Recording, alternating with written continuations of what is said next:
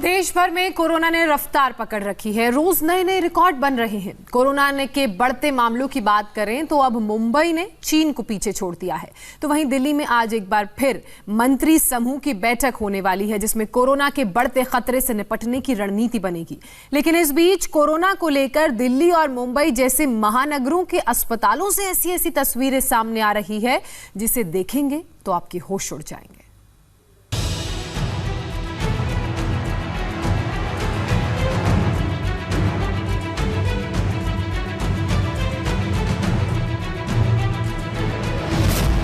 Corona के case में चीन से आगे निकली मुंबई।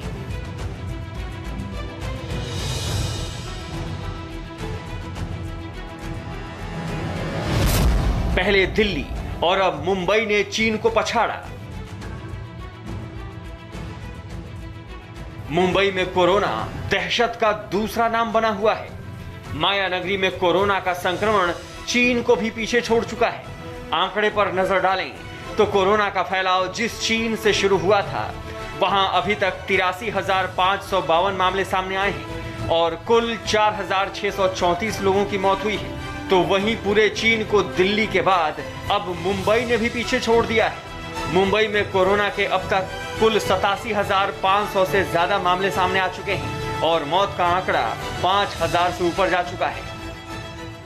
देश की आर्थिक राजधानी मुंबई ने कोरोना संक्रमण के मामले में चीन को पछाड़ दिया है, जिसको लेकर अब बीएमसी और राज्य सरकार के हाथ पांव फूल गए हैं।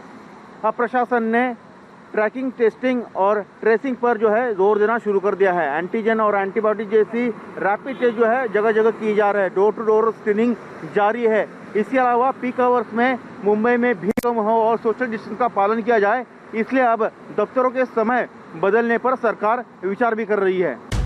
मुंबई में कोरोना के बढ़ते खतरे को देखते हुए एंटीजन, एंटीबॉडीज जैसे रैपिड टेस्ट शुरू किए गए हैं। साथ ही डोर टू डोर स्क्रीनिंग और टेस्टिंग भी की जा रही है। मुंबई में कोरोना के बढ़ते संक्रमण के बीच एक अस्पताल की ऐसी लापरवाही सामने आई है, जिसे सुनकर आपके पैरों तले जमीन खिसक जाएगी। ग्लोबल अस्पताल में मृतक की डेड बॉडी की अदला बदली का मामला सामने आ गया है। कल रात को हमको डॉक्टर डीन उन्होंने क्लियर किया कि आपके पिताजी की 3 तारीख को डेथ हो चुकी है और हमने गलती से बॉडी सोनवणे जी की फैमिली को दे दी है।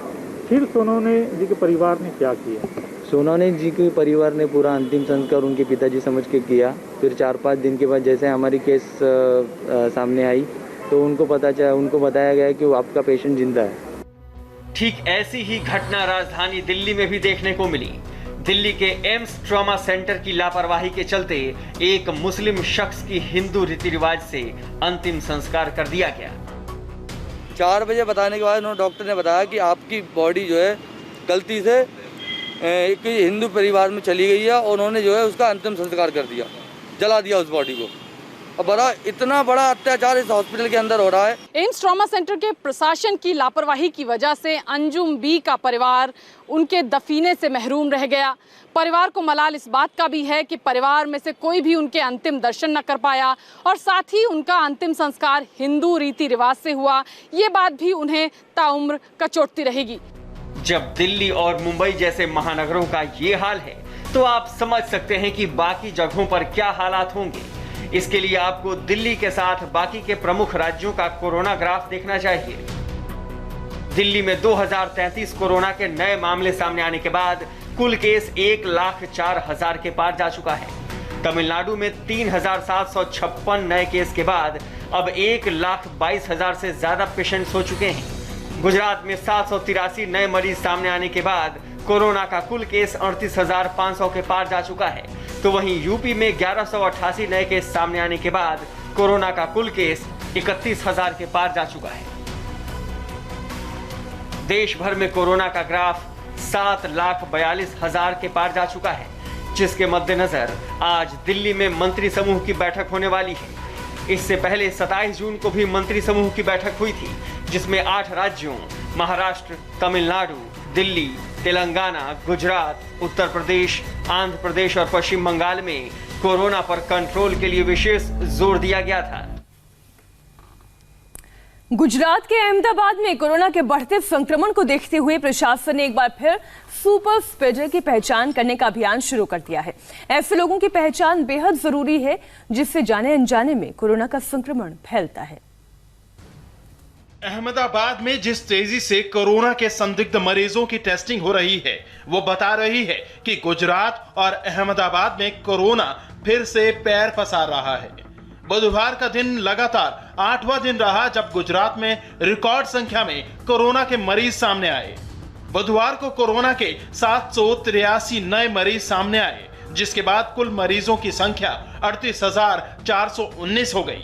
अगर अहमदाबाद की बात करें तो बुधवार को यहां 156 नए मरीज आए, जिसके बाद शहर में कुल मरीजों की संख्या 22,418 हो गई। यहां कोरोना से मृतकों की संख्या 1500 के पार पहुंच चुकी है, जबकि पूरे गुजरात में मौत का आंकड़ा 1995 है। यानी पूरे गुजरात में कोरोना से जितने लोगों की मौत हुई है उनमें से करीब 75% मौत सिर्फ अहमदाबाद में हुई है।